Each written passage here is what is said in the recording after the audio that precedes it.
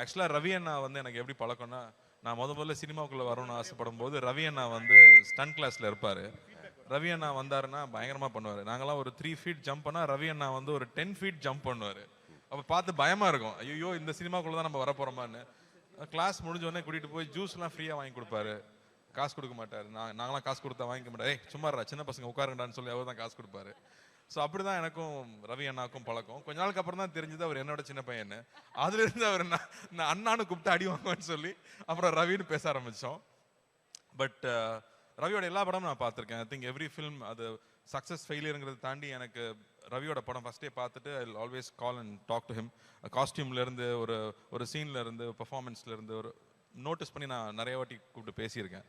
So அப்படி தான் ஒரு ரிலேஷன்ஷிப் இருந்துச்சு. But I was very very happy. Ponniyin Selvan பண்ணும்போது ஒரு நம்ம இந்தியாவில் தமிழ்நாட்டில் ஒரு மிகப்பெரிய இளவரசன் அது யார் நடிக்க போகிறாங்க அப்படிங்கிறது ஒரு பெரிய கேள்வி.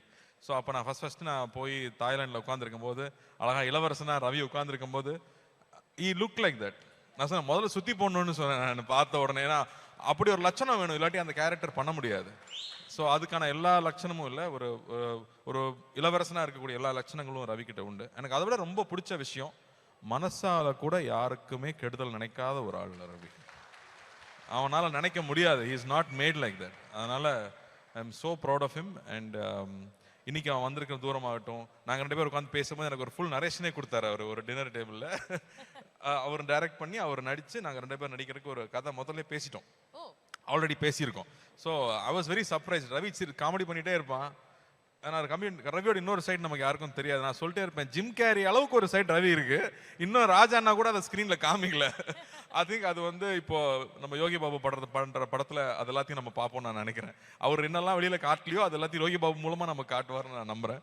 So I have always been surprised. அவன் ஜாலியாக மட்டும்தான் இருப்பார்னு நினைக்கும் போது சினிமா நல்லா தெரியும், ஒரு ப்ராப்பர் ஃபிலிம் ஸ்டூடெண்ட்டாக வேர்ல்டு சினிமா அப்சர்வ் பண்ணிகிட்டே இருக்கிற ஆள். இதெல்லாம் ரவி பற்றி யாரும் சொல்லியிருக்க மாட்டாங்க, ஏன்னா அவ்வளோ சீரியஸான சைடு அவருக்கு யாருக்கும் தெரியாது. பட் எடிட்டிங் ஃபுல்லாக தெரியும், எல்லா விஷயங்களும் ஆழமாக பண்ணக்கூடிய ஆள். நான் மேலே பார்க்கும்போது சிரிச்சுக்கிட்டே இருப்பாங்களே சில பேர், படிக்கவே இல்லை நல்ல மார்க் வாங்குவாங்கல்ல, அந்த மாதிரி ரவி.